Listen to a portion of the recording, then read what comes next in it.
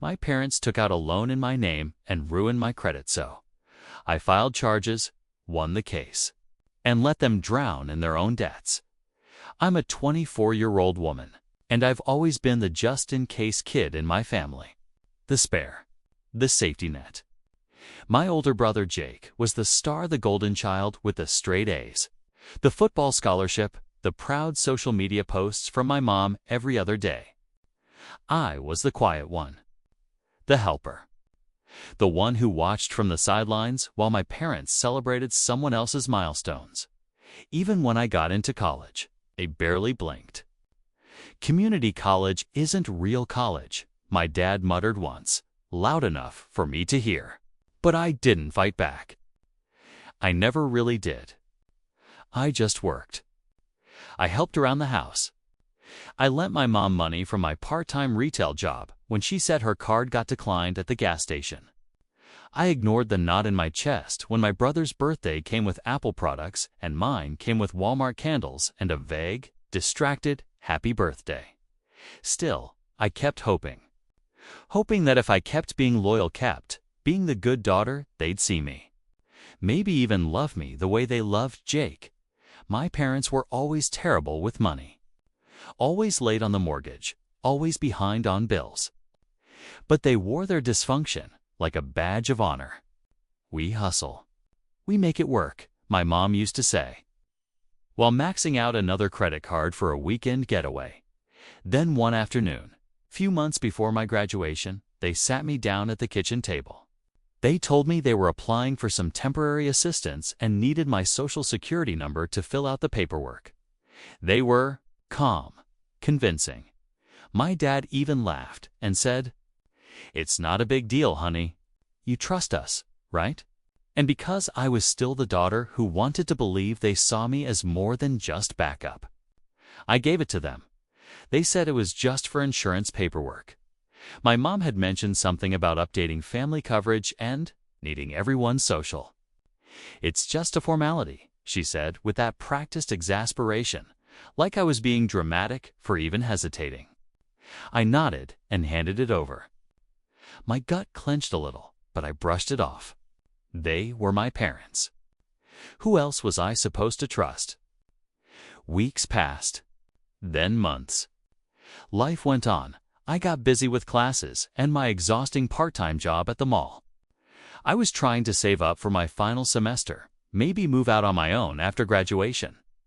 I still lived at home, still did dishes while my brother left cereal bowls on the counter like royalty.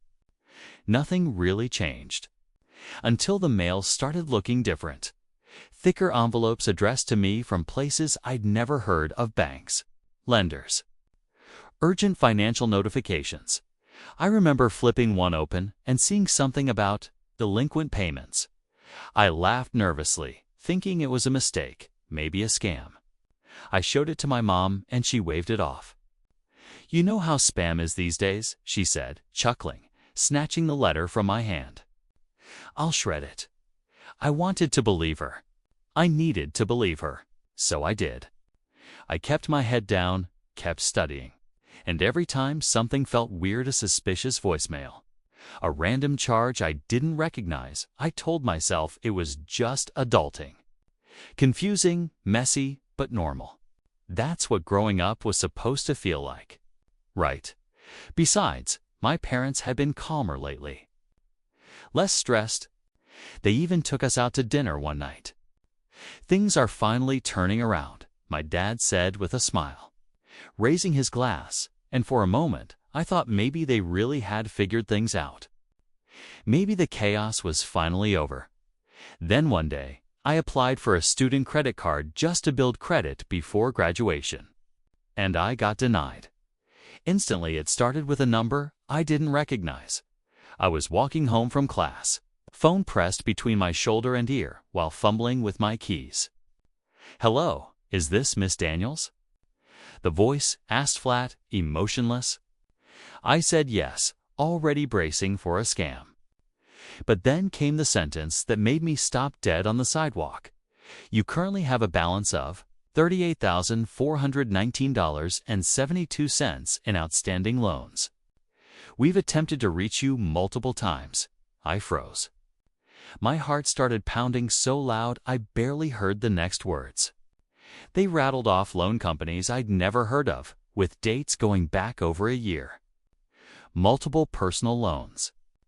Missed payments, accruing interest. My mouth went dry. There must be a mistake, I said. I never took out any loans. The agent didn't flinch. Your name and social security number match. This debt is under your legal responsibility. I don't remember hanging up. I just stood there on the sidewalk, fingers trembling. Scrolling through emails, bank apps, anything that would make this make sense. But it didn't. It wasn't just one loan, it was several. All opened around the time I handed my SSN to my parents. I rushed home, adrenaline drowning out everything else. My mom was sitting at the table folding laundry. My voice cracked as I asked her, "Did you take out loans in my name?" She didn't look up, didn't even pause. Well, someone had to keep this house running. My legs went weak. You used me. My credit.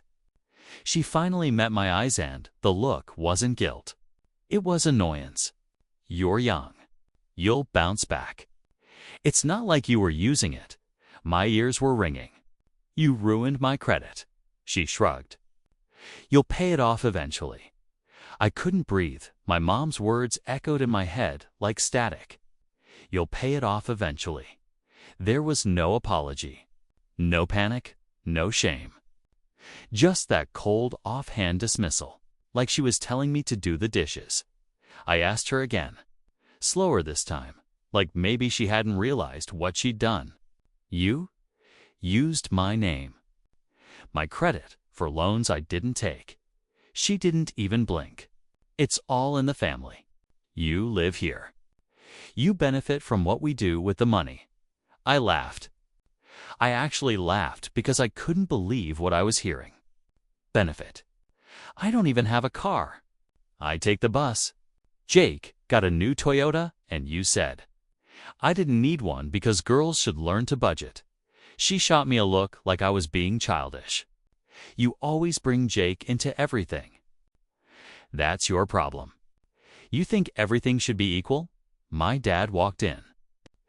During the middle of it, just stood in the kitchen doorway like a ghost while I begged him with my eyes to say something, anything. He didn't. I turned to him. Did you know? He scratched his chin and looked away. That silence said everything.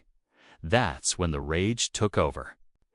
All those years I'd told myself to be the good daughter, to stay quiet, to help out when things got hard, finally saw it for what it was. Grooming, conditioning, they never saw me as a person. I was an asset. I stormed upstairs and yanked open drawers. Looking for anything male, statements proof that this wasn't all in my head, that I wasn't crazy in the back of the hall closet. Under old tax forms and dust-covered binders, I found a file I'd never seen before. A thick folder. Labeled in my dad's handwriting, Business Expenses. I opened the folder and felt my stomach twist. Inside were printouts of bank transfers, receipts, hand-scribbled ledgers with amounts that matched the debts I'd just learned about. $12,000 wired to something called Fast Track Auto Sales, $4,800 on a Capital One card I never opened. Another $7,000 on something literally labeled Dad's Poker Weekend, Reno. I couldn't breathe. My hands were shaking as I flipped through each page. My name was on every single loan document. Signed, stamped, forged. They didn't just mess up. They didn't accidentally dip into my credit while trying to. Keep the lights on. They planned this. They took out loans in my name. Maxed out cards in my name.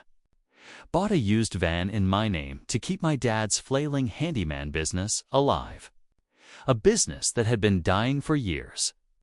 A business he refused to let go of out of pride. And they used me to float it. I sat on the carpet in the hallway. Folder open in my lap. while my entire childhood reassembled itself in my mind under a new, sickening light. Every time they praised Jake for being responsible while criticizing me for not contributing. Every time they made me feel guilty for asking for new shoes or a phone upgrade. Every time they told me to be patient while he got help with tuition and I took out loans I never even saw. They never saw me as a daughter, just collateral. I wanted to scream to confront them right then, but I couldn't move. My body wouldn't let me.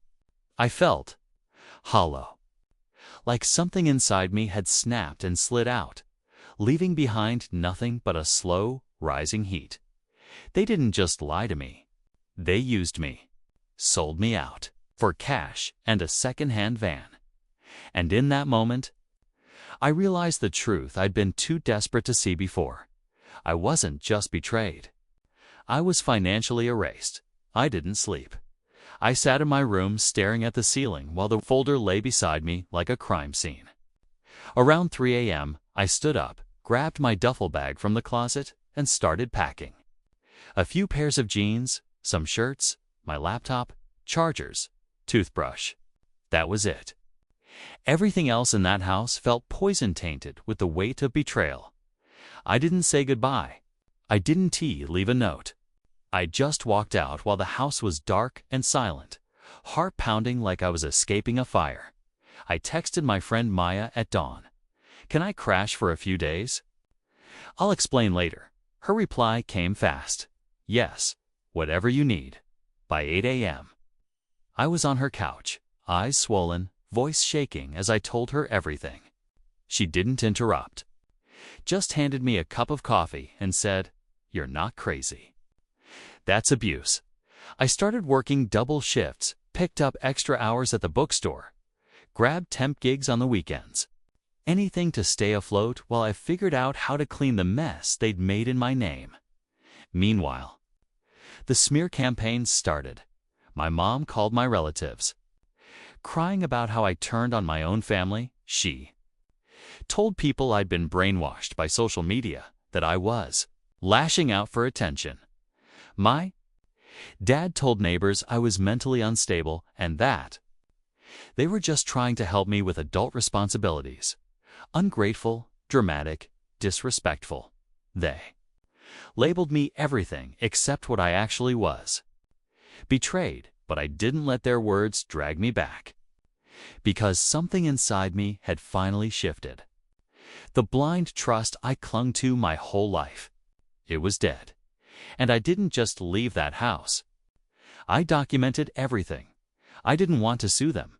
I held off for weeks, hoping they'd come to their senses. Hoping maybe there'd be a late-night call, an apology, a promise to fix what they'd broken. But all I got were more rumors, more character assassination, more silence when I needed answers. So I lawyered up. I found a consumer rights attorney who specialized in credit fraud. The consultation alone cost me half my paycheck. But I came prepared, folder in hand, full of forged signatures, fake loan applications, and emails with income statements listing my salary as 6 figures. I remember the lawyer flipping through the pages slowly, then looking up at me and saying, "They knew exactly what they were doing." That sentence stuck with me. It made everything feel both real and horrifying. The fees were impossible. I was drowning just trying to exist now. I had to take on a legal case too. But then a friend connected me with a nonprofit legal aid clinic. After one meeting and a mountain of paperwork, they agreed to help me pro bono. 3 weeks later, my parents were officially served with a civil fraud notice. I didn't go to the house. I didn't want to see their faces. But Maya told me later my mom answered the door and looked like she'd seen a ghost. My dad called the next morning, the first time he'd tried to speak to me since I left. I let it go to voicemail. He didn't yell. He didn't cry. He just said, "You're doing something you can't undo." He was right. So were they. I wasn't their safety net anymore. I was their opponent. I thought that would be the end, that they'd finally back down. But then the courthouse emailed me an update on my case file. They had countersued me. The official countersuit said I had verbally consented to all financial activity in my name that I'd offered to help my parents take out the loans, that I had full awareness and adult understanding of where the money was going. They painted me as a willing participant, then twisted it to make it sound like I was now punishing them for parental guidance. Reading those words made my stomach turn. I couldn't believe what I was seeing. Then came the witness list. Jake, my brother, the same brother they bought a car for, paid tuition for, the one who didn't even have a part-time job until he was 22. He testified for them. Said he remembers conversations where I volunteered to help our dad's business. I stared at his statement for hours, hoping I'd misread it. But it was there in black and white. He chose them. I started spiraling. Anxiety attacks, sleepless nights, crying fits in public restrooms between shifts. I couldn't eat, couldn't focus. I'd sit in court, physically present, but inside I was floating above it, all watching my own life burn from a distance. My lawyer told me, they're trying to break you down. Don't let them. But it felt like they already had, until one night I found a support forum for survivors of financial abuse by family. I started posting anonymously. People commented, messaged me, told me they believed me, that I wasn't alone. It was the first time in months I felt understood, like someone saw me beyond the legal files and forged signatures. The trial date arrived. My hands were shaking as I walked into that courthouse, and as I passed the defendant's table, my dad locked eyes with me. And then he smirked. Court isn't like it is in movies. It's colder, slower, more clinical. Every second felt like a century. Every rustle of paper, every side-eye glance from my mom across the aisle made my blood boil. I sat next to my lawyer, holding that cursed folder, My Life's Ruin, documented in receipts and forged signatures. The prosecution went first. My parents' lawyer argued that it was all a family misunderstanding, that I willingly offered my credit, and that I was now retaliating over personal grievances. But my lawyer, she was fire. She put the forged loan applications on the projector, one after another. She showed my original signatures side by side with the ones they forged. She played the recorded phone call I had with the collections agency. She even brought in a handwriting analyst to confirm what we already knew. They lied then. She showed the email with the fabricated income statement listing me as earning $98,000 a year while I was working 19 hours a week at a bookstore. The courtroom was silent. My mom's face turned gray. My dad looked down at the floor, still refusing to show shame. When the judge finally spoke, I held my breath so long I thought I'd pass out. Based on the evidence presented, the court finds in favor of the plaintiff. The defendants are hereby ordered to repay the full amount of all fraudulent loans, and a formal record of civil fraud will be filed. It was done. They lost. I won. My credit would begin the process of being cleared. The debt was no longer mine to carry. I walked out of that courtroom into the afternoon sun, feeling like I should be elated, victorious. But all I felt was empty, because I hadn't just defeated my parents. I'd buried them. They lost. I won. But the win felt strangely hollow. The letter came in the mail 2 weeks later. It was official. The fraudulent debt had been cleared from my record. I remember holding that envelope with both hands, afraid to open it, like it might vanish if I blinked. But it was real. The loans were gone. My credit report was finally clean. Not perfect, but mine again. I cried for hours that night.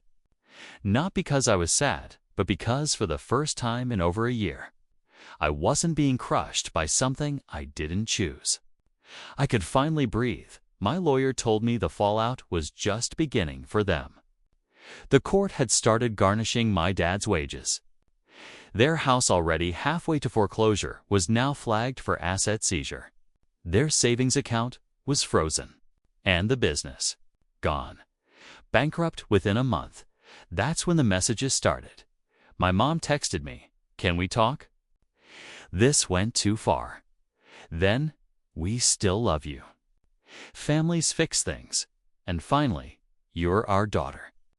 You don't throw away blood over money. But it was never just about money. It was about trust. About being used. About being told I didn't matter until I was valuable and discarded the second I fought back. I could still hear my dad's voicemail. The one where he said, "We all make mistakes. Be the bigger person. Come home." But I had grown. Through fire. Through fear. Through nights on a stranger's couch with $3 in my bank account. And I wasn't the backup plan anymore. They wanted me to come back. To forgive. To forget. To fall back into place like nothing had happened. But I didn't owe them that. I didn't owe them anything, so I blocked their number, going no contact. Was like pulling out a knife that had been buried in my back for years.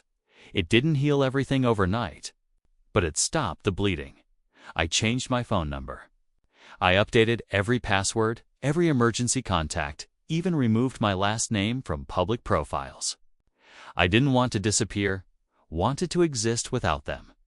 Maya helped me find a small studio apartment.